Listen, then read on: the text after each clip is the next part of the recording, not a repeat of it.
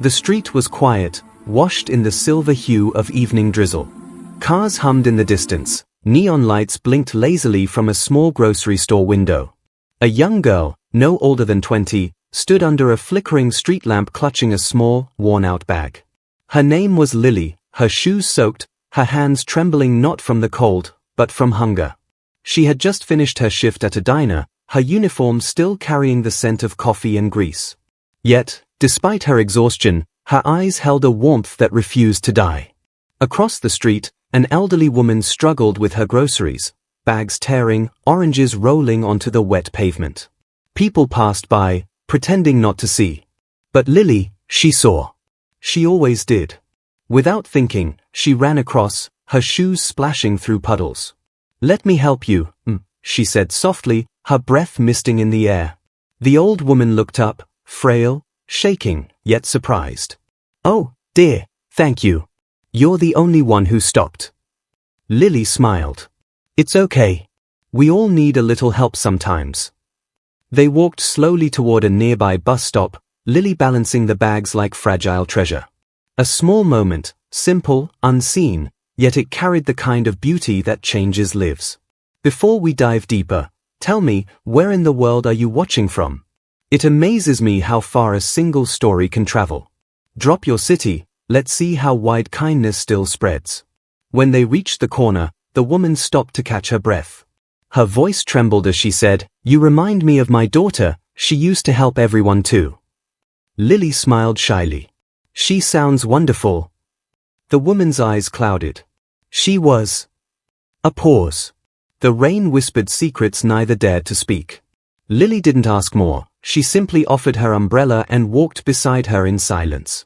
Inside the grocery bags were little things, tea, bread, a box of medicine. But for the old woman, they might as well have been gold. Her pension barely kept her afloat.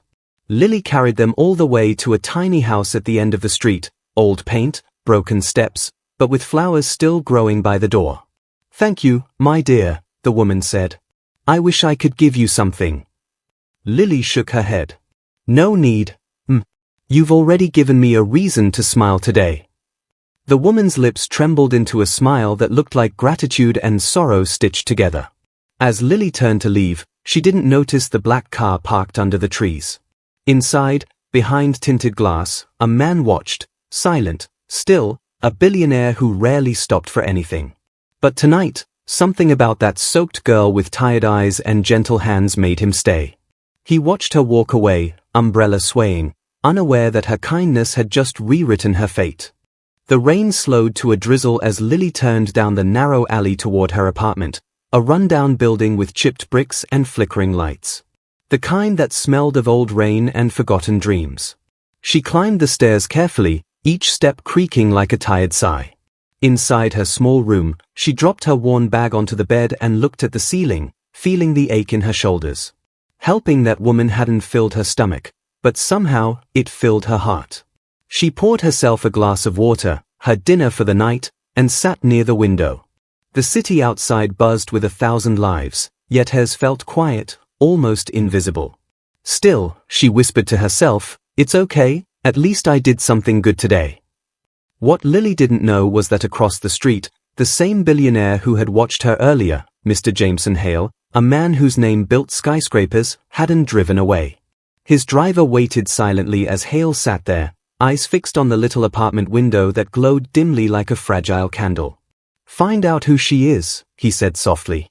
"That girl." The driver hesitated. "Sir, may I ask why?" Hale's gaze didn't shift. "Because sometimes, life sends us reminders. And I think she just reminded me of something I lost." "If you were there in that moment, what would you have done? Be honest, comment your answer below. And if words fail you, just hit like to prove that compassion still matters." The next morning, Lily woke to the sound of rain still whispering against her window. She had overslept, again. Her shift at the diner started in 10 minutes, and she could barely afford another warning from her boss. She grabbed her coat and ran down the stairs, almost slipping on the wet steps. Her umbrella was gone, she'd left it with the old woman. She smiled faintly at the thought, it was worth it. At the diner, she worked harder than usual, wiping tables, taking orders, serving smiles that cost her energy she didn't have. By noon, her stomach growled, but she waited till the end of her shift to eat. When she finally sat with a plate of leftover soup, the doorbell chimed, and there he was. Mr. Hale entered quietly, dressed in a simple grey coat that somehow carried the weight of his empire. He took a seat near the window, eyes meeting hers briefly. She didn't recognize him, of course. To her, he was just another customer. "Good afternoon, sir," she greeted with her usual tired warmth. "What can I get you?" He smiled faintly. "Just coffee. Black." Something in his voice, calm yet deep, made her pause. She brought the cup, placed it gently, and turned to leave, but he stopped her. "Wait. You were out there yesterday, weren't you? Helping that old woman with groceries?" Lily blinked, surprised. How did you know that?" "I saw you," he said simply. "Not many people stop like that anymore." She blushed, lowering her gaze. "I didn't do much. She just needed a hand." He studied her for a moment, the sincerity, the humility. Sometimes, small things reveal the biggest hearts. Lily didn't know what to say. Compliments weren't something she was used to. When she turned to leave again, he added quietly, "Would you mind sitting for a moment? I'd like to ask you something." She hesitated. Her shift was over, but curiosity tugged stronger than exhaustion. She nodded and sat across from him, the steam from his coffee rising between them like soft fog. "Tell me," he said, "what do you dream of?" Her laugh was soft, unsure. "Dreams are expensive, sir. I just want to pay my rent on time." He smiled sadly. "That's still a dream, surviving with dignity." For a brief moment, silence filled the air, heavy yet peaceful. She didn't know why he cared to ask. He didn't know why her answer mattered so much. But in that diner, amidst clinking cups and muted chatter, something unseen began to shift, like destiny waking up. And outside, the rain finally stopped. The afternoon light slanted through the diner windows, painting golden streaks on the checkered floor. Lily fiddled with the edge of her apron, unsure why this stranger's words lingered in her chest.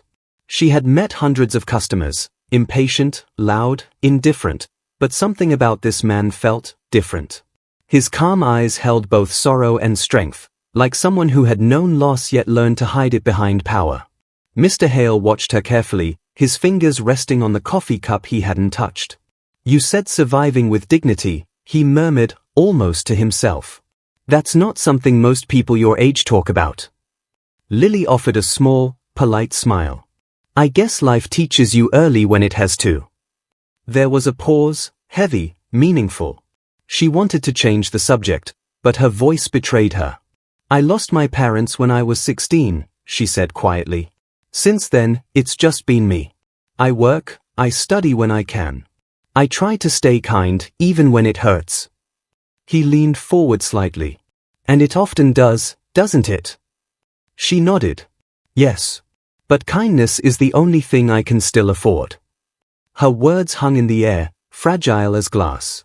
The sound of distant rain returned, soft and rhythmic, like the universe listening in silence. "Have you ever had someone help you when no one else would? Write yes and tell me their name. Maybe gratitude can travel further than we think." Mr. Hale's chest tightened. The girl's honesty struck him deeper than he expected. She wasn't looking for pity, she was simply telling the truth, a kind of truth he hadn't heard in years. "Do you still visit your parents' graves?" he asked gently. "When I can," she replied. "There's a bus that takes me there, but it's 2 hours away, and I can't always afford the fare. I light a candle for them here instead." Something inside him stirred, a memory buried beneath decades of success. His mother, frail and smiling, her wrinkled hands clutching his as she said, "Jameson, no matter how far you rise, never forget the people who walk." He cleared his throat softly, breaking from the thought. "Lily," he said, almost reverently, "do you ever wonder if kindness is noticed?" She tilted her head. "I don't do it to be noticed. I do it because I'd rather be the reason someone believes the world isn't all bad." Her answer disarmed him. So simple, yet so profound. For the first time in years, Jameson Hale felt something stir beneath the armor of wealth and status, humility. Before leaving, he placed a folded note beneath his coffee cup and stood up. "Thank you for the coffee," he said. When Lily came to clear the table, she found the note, along with a $500 tip. Her breath caught. The note read, "For the girl who reminds the world that goodness still exists." Jh. Tears blurred her vision. She looked out the window, but he was already gone. The world outside seemed brighter, the rain-washed streets shimmering with possibility. She held the note against her heart and whispered, "Thank you, whoever you are." That night, she used half the money to pay rent and the rest to buy groceries for her neighbors, the ones who always helped her when she couldn't manage. The landlord, an old man named Mr. Patel, watched her quietly as she handed a food bag to the single mother next door. "You could have kept it, Lily," he said. She smiled softly. "I did keep it, just in a different way." He nodded slowly, eyes glistening. "Your parents would be proud." The next day, as sunlight spilled through the city like a second chance, a sleek car parked again outside her building. The same black car. The same man inside, but this time, he wasn't watching from afar. He had made up his mind. He wasn't going to let her kindness go unanswered. Lily was locking the diner door when the sleek black car rolled up beside the curb. The tinted window lowered halfway, and the familiar calm voice called out, "Lily." She froze, clutching her worn handbag. The city lights reflected off the wet pavement as she turned and saw Mr. Hale step out, holding an umbrella. This time, he wasn't just another customer. He looked different, like a man carrying a purpose. "Mr. Hale," she said hesitantly. He smiled gently. "I didn't mean to startle you. I was hoping we could talk for a minute." Her instinct urged caution. Rich men didn't usually appear twice in her world. But something about his tone made her stay. They walked toward a nearby bench under the street lamp. The rain had stopped, leaving the night crisp and quiet. "I came to thank you," he began. "Not for helping me, though, in a way, you did, but for helping her.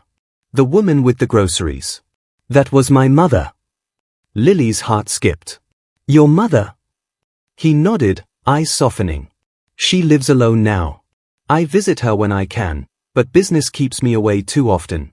She told me about a girl who treated her with more kindness than most people with wealth ever have." Lily lowered her gaze. "I didn't know." "You weren't meant to," he said. "That's what makes it rare. Now it's your turn. Share one small good thing you did recently. Write it below so others remember that humanity still lives. Your story might light someone's path tonight." Jameson studied her, the humility in her posture, the way her hands folded nervously in her lap. "You reminded me of something I lost long ago," he said quietly. "When I built my empire, I told myself I'd make life easier for people. But somewhere along the way, I forgot why." Lily didn't speak, she just listened, her eyes reflecting the glow of the streetlight. He continued, "My mother told me once, the real wealth of a person is in the kindness they give freely. Yesterday, I saw that truth in you." She shook her head. "I just did what anyone should do." "But not everyone does," he replied softly. The wind rustled the leaves above them. For a moment, it felt as if the world had paused, two strangers on opposite sides of fortune, bound by something invisible and real. "Lily," he said finally, "I want to offer you something, a position at my company. Not charity. A chance." Her breath caught. "Me? But I don't have qualifications. I'm just a waitress." He smiled. "You're not just anything. You have what most people can't buy, compassion. The rest, I can teach." She stared at him, stunned. The air between them filled with disbelief and trembling gratitude. "I don't know what to say," she whispered. "Say you'll think about it," he replied gently. As he walked back to his car, she stood frozen under the golden streetlight, her reflection shimmering in the puddles at her feet. The city that once ignored her now seemed to whisper a promise. Everything can change in a moment. But in the quiet corners of her heart, fear stirred. Could she really trust this? Or was fate setting her up for another heartbreak? When she finally returned home, she placed the note from him beside her parents' photograph. "What would you do?" she asked softly. The photo smiled back, silent but certain. Maybe it was time for her to believe that kindness could come full circle. Lily barely slept that night. Her mind replayed every word Mr. Hale had said beneath the street lamp. A chance. The phrase looped endlessly, blending with her doubts and flickers of hope. She'd never been offered anything like it before, certainly not by someone who could change her life with a single decision. By morning, the city had awakened in pale sunlight. She walked to the diner, her thoughts a storm. Every table she wiped, every cup she filled, carried his voice echoing faintly, "You're not just anything." When her shift ended, she stood outside the glass door staring at the passing cars, heart racing. Finally, she pulled out the small business card he'd left folded in her apron pocket. Jameson Hale, Hale Enterprises. Beneath it, a handwritten note, "Come tomorrow at 10. Let's begin." She took a deep breath. "Okay," she whispered to herself. "Let's begin." The next day, she stood before the tall glass building that seemed to touch the clouds. Her reflection in the entrance looked too small, too plain. She smoothed her hair nervously and stepped inside. The receptionist smiled politely. "Good morning, may I help you?" I have an appointment with Mr. Hale," Lily said, clutching the note. The receptionist's expression shifted slightly, respectful now. "Yes, he's expecting you. Top floor." The elevator ride felt endless. She could hear her own heartbeat louder than the soft music.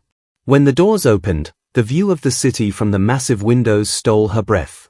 Mr. Hale stood near his desk, reading something. When he turned, he smiled warmly, not the kind of smile from a boss, but from someone who genuinely wanted her there. "Lily," he greeted. "I'm glad you came." "I almost didn't," she admitted. "I kept thinking it was too good to be true." He nodded knowingly. That's what most honest people think when life finally offers them something good. He guided her through the office, rows of busy workers, clicking keyboards, the faint hum of ambition in the air. "You'll start in the community outreach department," he explained. "It's where we design programs to help low-income families, education, food drives, job placements. You'll fit right in." Her eyes widened. "Me? But I've never done office work." "That's all right," he said. "You've done life work, and that's harder." Lily smiled faintly, something inside her beginning to thaw. If that moment hit you hard, leave a red heart hash. Sometimes one little symbol says what our hearts can't. As the day unfolded, Lily learned quickly, organizing donation lists, answering calls, helping a team prepare for an upcoming event. For the first time in years, she felt useful beyond survival. Every thank you from a coworker added another stitch to the self-worth she thought she'd lost. Mr. Hale watched from a distance, quietly proud. He saw in her the same drive that once fueled his own rise, before greed had dulled his purpose. That evening, as the office emptied, Lily lingered by the window, watching the sunset paint the skyline orange. "It's beautiful," she murmured. Mr. Hale approached silently. "It always is, when you remember to look." She smiled. "Thank you for trusting me." He shook his head softly. "No, Lily. You reminded me why trust matters in the first place." Something passed between them then, not romance, but recognition.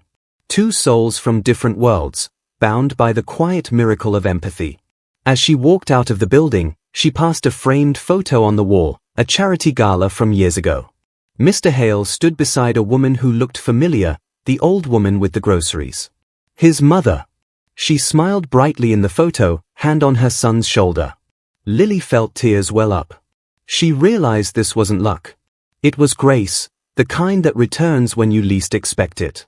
And yet, she didn't know that tomorrow would test that grace harder than ever before. The next morning began like any other. The office buzzed softly with the rhythm of phones, keyboards, and murmured conversations. But beneath the surface, an unease crept quietly, something Lily couldn't name. She noticed it first in Mr. Hale's absence. His glass-walled office stood empty, blinds half drawn. The secretary mentioned he hadn't arrived yet, which was rare. By noon, Lily was called upstairs by his assistant. "He asked for you," the woman said, her voice gentle, almost careful. Inside the dimly lit office, Mr. Hale sat near the window, no suit jacket today, just a man, shoulders heavy, eyes distant. Papers lay scattered on the desk, untouched coffee cooling beside them. "Come in, Lily," he said quietly. She hesitated. "Are you all right, sir?" He smiled faintly, the kind that hides storms behind it. "Do you ever feel like no matter what you build, the past still finds a way to follow?" Lily tilted her head, sensing the weight in his tone. "Maybe because we never really leave it behind," she replied softly. He nodded, impressed by her wisdom. "You remind me of someone, my father. He was a good man, honest. But I wasn't like him, not always." She stayed silent, letting him breathe out his confession in fragments. "When my company grew, I chased everything: money, power, recognition. I forgot the simple things. My mother begged me to slow down, to see people, not numbers. I didn't listen. She fell sick a few years ago. I was supposed to be there that night, but I missed her call. She collapsed alone. She survived, but her heart," he stopped, voice trembling. "Her heart never forgave me." Lily's chest tightened. "You can't carry all that forever," she whispered. "I can't let it go either," he said. "When I saw you help her, it felt like time folded, like I was watching a version of myself I wish I had been." She walked closer, her voice steady but kind. "You did what you knew then. You're doing better now. That's what matters." His eyes met hers, grateful, raw. "Do you really believe people can change?" "I do," she said. "But only when they choose to heal instead of hide. Be honest, could you forgive after what they did? Type forgive if you could, or never, if it would break you too deeply." The silence stretched between them, filled with ghosts of choices long made. Then a soft knock interrupted. His driver entered, holding an envelope. "Sir, from the hospital," he said. Hale's expression shifted instantly. He opened it, reading quickly, then froze. His mother's health had declined. She'd been admitted again overnight. "I have to go," he said, standing abruptly. "Lily, would you?" He paused. "Would you come with me? She'll want to see you." Lily's heart skipped. "Me? But I." "She talks about you every day," he said. "She calls you her angel in the rain." The word stunned her. She nodded silently. Within the hour, they were driving through the city, the world outside blurring into streaks of grey. Lily sat beside him, hands clasped tightly. Neither spoke, only the soft hum of the car filled the space. When they reached the hospital, the sterile scent of antiseptic greeted them. In room 212, the elderly woman lay frail yet peaceful, her eyes fluttering open at the sound of footsteps. "Lily," she whispered, smiling weakly. "You came." Lily knelt beside her, tears forming. "Of course. I brought you flowers." Mr. Hale stood at the foot of the bed, his usual composure cracking. "Hi, Mom." Her eyes softened. "You finally listened." He took her hand, voice breaking. "I'm sorry. For all the times I wasn't there." She smiled faintly. "I forgave you long before you asked." And in that moment, something inside him finally unclenched, years of guilt dissolving in a single breath of grace. The machines hummed softly, the light through the window golden like forgiveness itself. Lily stood quietly, tears slipping down her cheeks. For the first time, she understood. Sometimes, helping one soul can heal two. The hospital room stayed wrapped in stillness long after the tears had dried. The golden light shifted to soft blue dusk, and outside, the faint hum of evening traffic echoed like a lullaby. Lily sat by the bedside, watching Mrs. Hale sleep peacefully. Mr. Hale stood near the window, his silhouette outlined by the fading sky. He exhaled slowly. "It's strange," he murmured. "All these years, I thought forgiveness was something people gave you. But it's really something you have to give yourself." Lily looked up, her voice gentle. "Forgiveness doesn't erase what happened. It just stops it from hurting forever." He turned toward her, his expression soft but weary. "You sound like someone who's had to forgive life itself." She smiled faintly. "Maybe I have." He studied her for a moment. "Lily, when this is all over, I want to do something for you. Not just money or work, something real." She shook her head. You already did.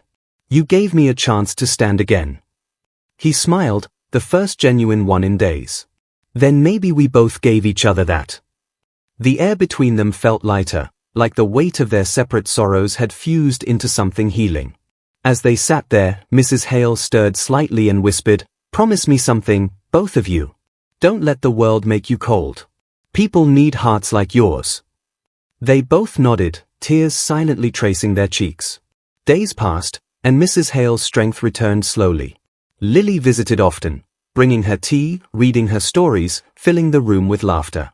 Nurses adored her, calling her the girl who brings sunshine into Ward 12. One morning, as Lily arranged fresh flowers by the window, Mrs. Hale reached out and touched her hand.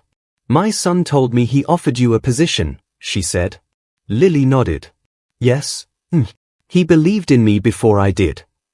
"And will you stay?" the old woman asked, smiling softly. Lily hesitated. "If I can do something good here, yes."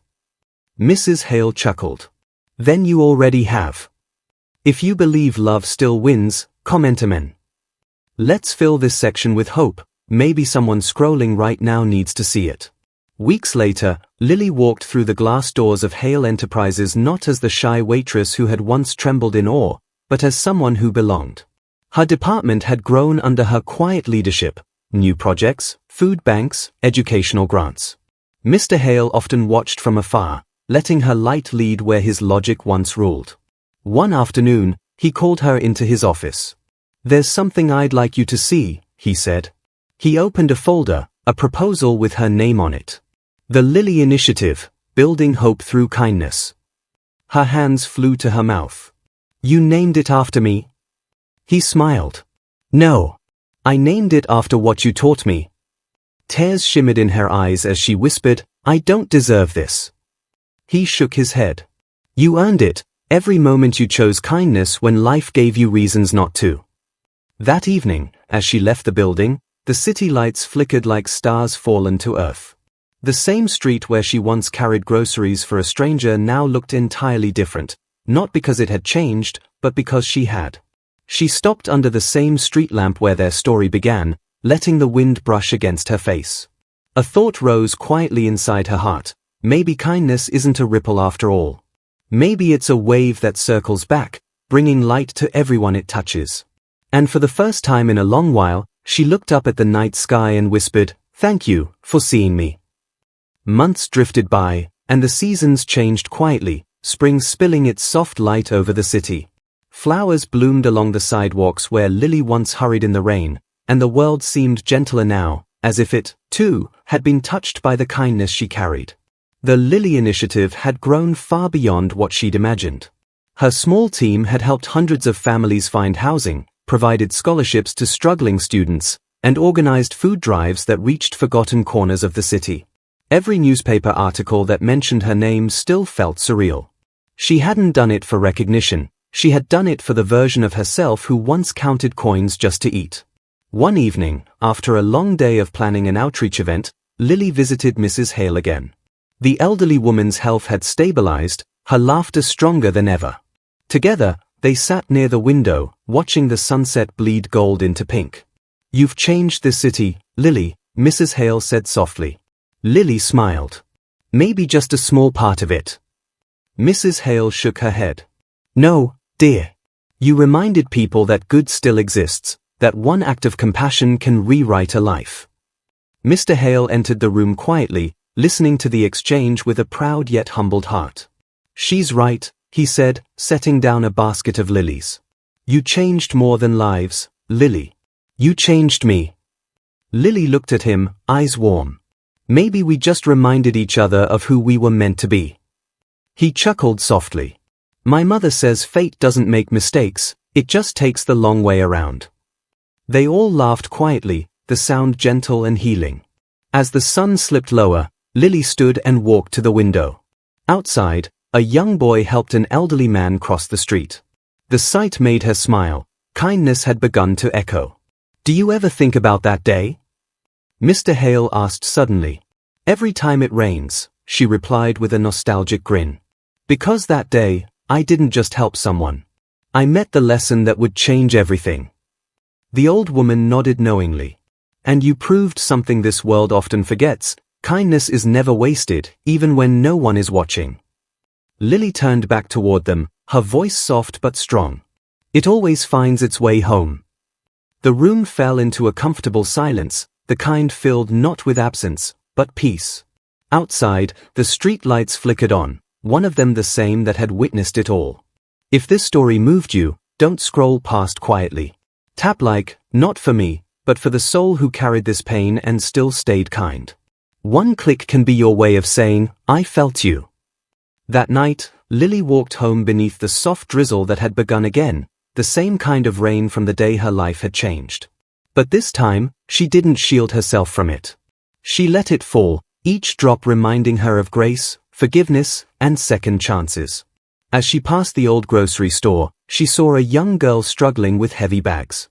Without hesitation, Lily hurried forward. Here, she said, smiling. Let me help you. The girl's face lit up in surprise. Thank you. And as they walked together down that same street, the cycle began anew, proof that one small kindness could echo forever. Somewhere above, the rain shimmered like blessings returning home.